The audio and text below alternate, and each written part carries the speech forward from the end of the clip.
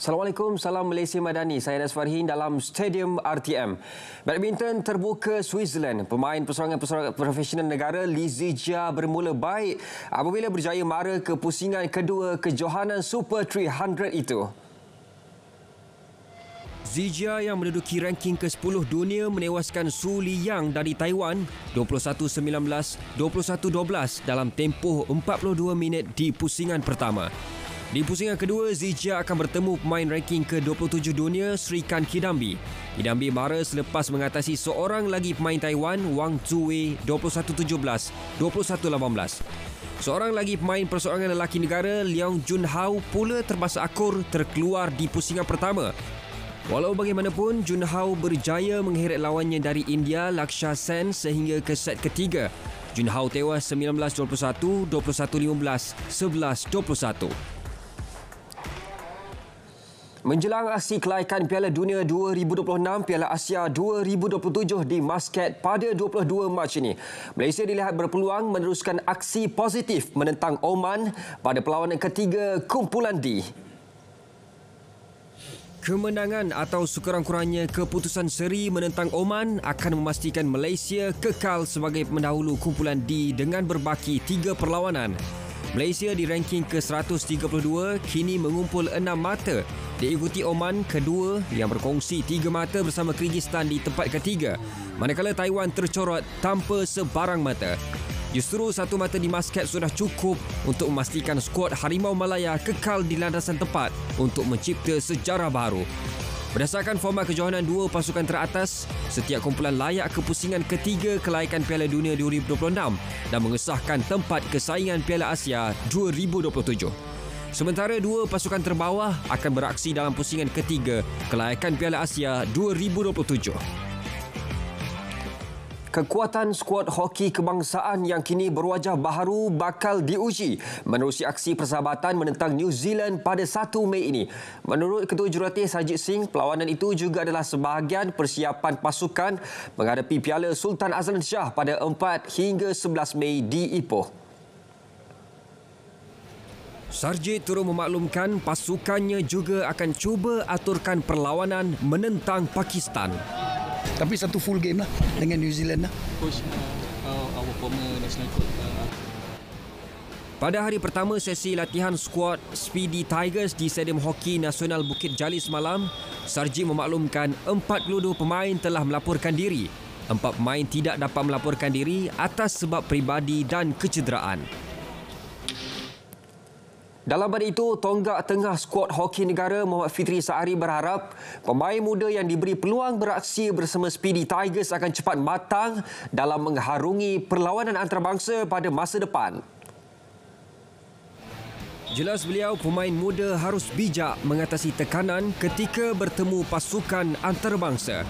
Dia memandangkan skuad senior lelaki kebangsaan yang akan ditubuhkan ini merupakan projek jangka masa panjang menjelang Sukan Asia 2026 dan Sukan Olimpik Los Angeles 2028. Sementara itu, beliau yang merupakan antara pemain veteran dalam pasukan percaya dengan percaturan jurulatih Sarjit Singh apabila hanya menempatkan 5 orang pemain senior dalam skuad itu. Isu pengajuran Sukan Commonwealth 2026 terus menjadi tumpuan. Bagi Presiden Persatuan Olimpian Malaysia MOA Nur Asila Muhammad Khalid, beliau mengharapkan satu keputusan yang lebih realistik dapat diperoleh berhubung tawaran tuan rumah tamasya itu. Jumaat ini, isu berhubung penganjuran Sukan Commonwealth 2026 akan dibincangkan secara terperinci dalam mesyuarat Kabinet. Dan kami berharap segala input dan pandangan yang diberikan akan disampaikan di Kabinet meeting pada hari Jumaat ini. Dan kami berharap keputusan yang akan diputuskan oleh Kabinet adalah yang paling baik, bukan sekadar untuk sukan negara dan industri sukan, tetapi adalah impak yang terbaik untuk negara kita. Sebelum ini, Menteri Belia dan Sukan Hanayuh memberi jaminan semua aspek akan dipertimbangkan secara terperinci dalam mesyuarat Kabinet sebelum keputusan berhubung tawaran untuk Malaysia menjadi tuan rumah Sukan Commonwealth 2026 dimuktamadkan. Bintang muda berbasikal trek negara Nurul Izzah Izzati Muhammad Asri diyakini mampu menjadi pelumba bertaraf dunia. Keyakinan itu disuarakan Ketua Jurulatih Berbasikal Trek Negara, John Beasley. Menurut jurulatih tersebut, pelumba berkenaan mampu mempamerkan potensi tersendiri apabila memasuki usia pertengahan 20-an. Dalam masa sama, beliau turut berharap pelumba itu menampilkan persembahan menakjubkan pada masa hadapan. Bulan lepas, anak kelahiran Sungai Petani itu melakar pencapaian hebat apabila muncul juara kirin wanita dan menambahkan kemarau emas Malaysia selama 12 tahun pada kejohanan berbasikal trek Asia di New Delhi. Pemain skuash lelaki kebangsaan Adin Idraki berharap mampu melayakkan diri dalam kejohanan skuash dunia di Belanda Ogos ini. Atlet berusia 30 tahun itu juga perlu mengekalkan prestasi positif sepanjang tahun ini untuk mencapai sasaran tersebut. Selain itu, beliau juga akan memberikan fokus sepenuhnya bagi meletakkan diri dalam senarai 15 pemain terbaik dunia. Target saya tahun ni at least saya nak masuk top 15 in the world. Itu saya punya main. Saya dah dalam US tu saya dah beat few top 50 players, so saya rasa tak ada masalah untuk saya break the top 50, tapi saya just kena keep maintain dia punya intensity dalam court lah. And then my second goal is of course to qualify for the World Champ lah. Itu saya punya main lah. Beliau menyatakan perkara itu sebelum menjalani sesi latihan di Pusat Latihan Skuash Jalan Duta, Kuala Lumpur. Adin ketika ini sedang giat melakukan persiapan untuk menampilkan prestasi cemerlang pada kejohanan terbuka Australia minggu hadapan.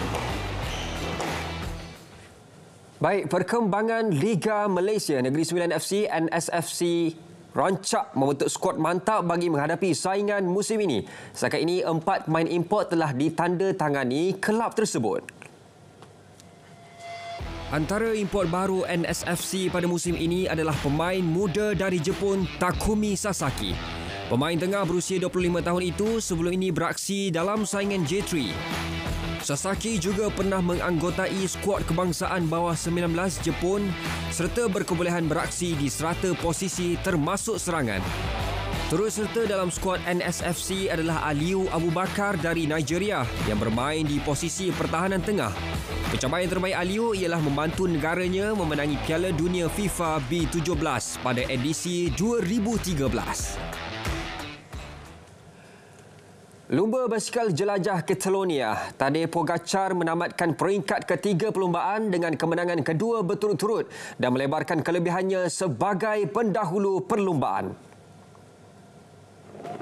Pemenang 2 kali Tour de France itu diikuti rapat oleh pelumba Sepanyol Mikel Landa dalam 8 km terakhir perlumbaan.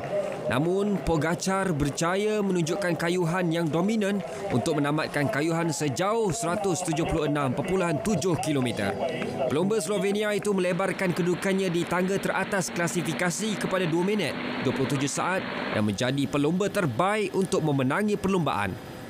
Pelumba Bora Hansgrohe Alexander Vlasov ketiga mengikori Landa dengan 28 saat, manakala pelumba Perancis Lenny Martinez dari Groupama FDJ di tempat keempat. Perlumbaan peringkat 4 pada Khamis dari Sot ke Lida sejauh 169 km dengan separuh kedua perlumbaan hampir keseluruhannya di kawasan rata. Persekutuan Bola Sepak Antarabangsa FIFA melancarkan logo kejohanan bola sepak Piala Dunia FIFA 2030. Kejohanan tersebut dijadual berlangsung di Maghribi, Sepanyol dan Portugal. Ia didedahkan dalam satu majlis rasmi di Portugal pada Selasa. Slogan Piala Dunia FIFA 2030 menampilkan frasa Yalla Vamos yang ditulis dalam kedua-dua bahasa Arab dan Sepanyol. Persekutuan Bola Sepak Portugal dalam kenyataan menyatakan bekas pemain antarabangsa Luis Figo akan mengetuai Duta Piala Dunia 2030 bersama Andres Iniesta mewakili Sepanyol, manakala Noureddin Naibet mewakili Maghribi. 3 perlawanan pertama bagi Piala Dunia 2030 dijadual berlangsung di Uruguay, Argentina dan Paraguay. Lawanan tersebut sebagai memperingati ulang tahun penubuhan FIFA, menjadikan ia edisi pertama Piala Dunia yang dianjurkan di 3 benua berbeza. Edisi Piala Dunia FIFA 2026 akan diadakan di Amerika Utara yang dihoskan Kanada, Meksiko dan Amerika Syarikat. Sekian Stadium RTM dari Sungai ke Segara, Palestin pasti merdeka. Assalamualaikum, salam Malaysia Madani dan salam sukan untuk semua.